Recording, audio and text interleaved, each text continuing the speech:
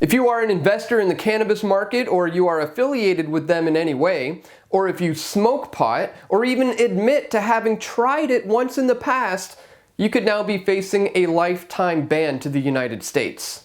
Wait, wouldn't that be pretty much every Canadian? I mean, I don't even know anyone who's never even tried it. I mean, how the heck is this even going to work? Well, in today's video, we're going to take a look at what this could potentially mean for the average Canadian when traveling abroad, and more importantly, what you can do about it to protect yourself. But just before we do, here's a quick word from our sponsors at Oh wait. Forget about what I just said. This following message is a word from our not a sponsor friends at Liberty Farms, who are not sponsoring us and we are definitely not affiliated with. British Columbia, home to the most beautiful landscapes in the world. Home to mom and pop vineyards, hot springs, farmers markets, some of the world's best skiing, snowboarding, surfing, and mountain biking. We protect our rainforests and keep our air clean. BC, we strike the right balance between nature and nurture.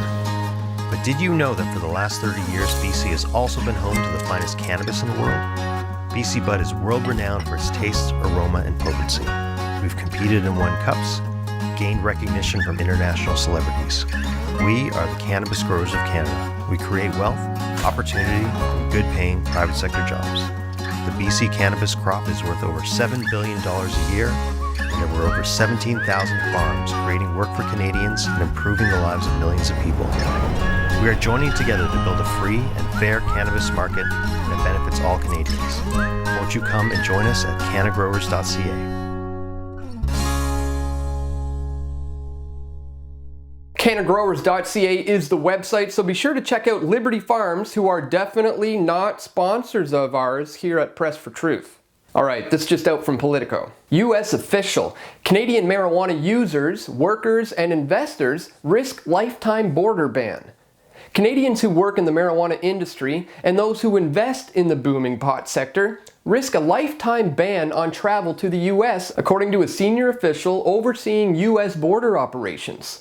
As Canada prepares to become the world's only major industrialized nation to legalize retail marijuana sales starting October 17th, the Canadian cannabis sector is projected to generate billions of dollars of revenue in the coming years, and Canadians have flocked to taking jobs and buying stocks in the burgeoning industry. But the move has potential to disrupt border crossings between the US and Canada for travelers who run afoul of American drug laws, even if their activities are legal in Canada. And it's not just Canada. Nearly all of the states along the border with US and Canada have some level of legalized cannabis. Washington, Vermont, Alaska, and Maine have all made it legal for recreational use, and nearly every state is already legal for medicinal use. So if you want to enter into Washington, where adults can smoke weed whenever they want, from Canada, where it's about to become legalized, well, you could be barred from entering, all for admitting that you once tried a bong hit back in high school. Vancouver-based venture capitalist Sam Neimer is among multiple BC businessmen recently caught up in the crosshairs of the US Department of Homeland Security. In May, US border guards stopped him as he was crossing the international boundary and sent him to an interrogation room. After being questioned for 4 hours about his investments, he was banned for life from visiting the United States. This was 3 days after a Business in Vancouver story appeared in which Neimer spoke about his investments of several $1 million in a portfolio of 16 different private companies related to the cannabis sector. And Neimer's LinkedIn page and other internet sources also identified his involvement in the industry. I have not been charged with any crime. I have not committed any crime.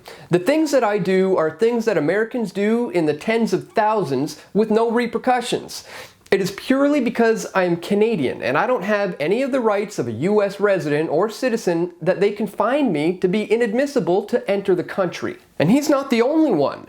Mr. Neimer is one of about 12 people who are currently going through this who just haven't gone public. And the Canadian government certainly isn't doing anything about this. I've been warning for years that the Liberals' plan for legalization was really just a Trojan horse to obliterate our rights. In my film, The Trudeau Deception, I warned the self-proclaimed Prince of Pot, Mark Emery, on the dangers of championing for Trudeau on this issue, and he then infamously responded by saying, "Your concerns are not my concerns." Well, today Mark Emery finally responded to that and admitted that he made a huge mistake. He says, "With this bullshit legalization, you can't smoke a joint anywhere outside in Ontario. If you rent, you may not be able to smoke a joint inside. If you grow for, you need landlord approval. Can't sell weed, no lounges. If you do smoke a joint, can't drive for 24 to 48 hours. 39 prisons for this?" To which somebody replied, "Your concerns are not my concerns," quote, Mark Emery, and they tagged me. To which Emery replied, "I was definitely wrong about Trudeau. I vastly underestimated his capacity for evil and perfidy. I deeply regret ever meeting the son of a bitch and encouraging people to support him in 2015. Mea culpa. It's my biggest mistake ever." Well, I am glad that he admitted that he is wrong, but it's too little too late. So moving forward, we need to protect ourselves from the government when it comes to maintaining our own lifestyle choice. And there are certainly little tricks that you can do if need be. For example, if you have a feeling that what is on your phone might give it away as to the type of lifestyle you live and they may want to look into that, well, you can always mail it to yourself the morning of your travel day.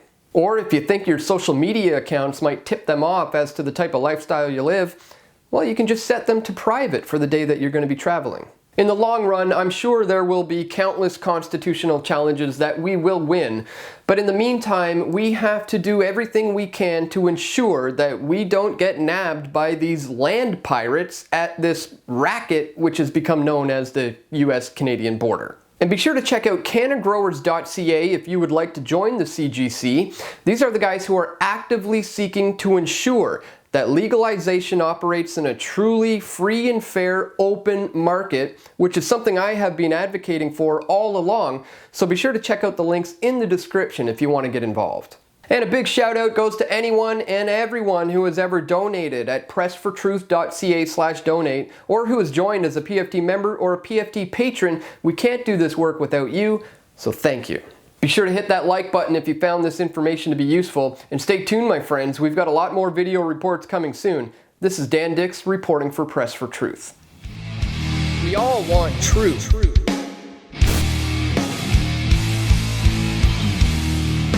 The truth will set you free.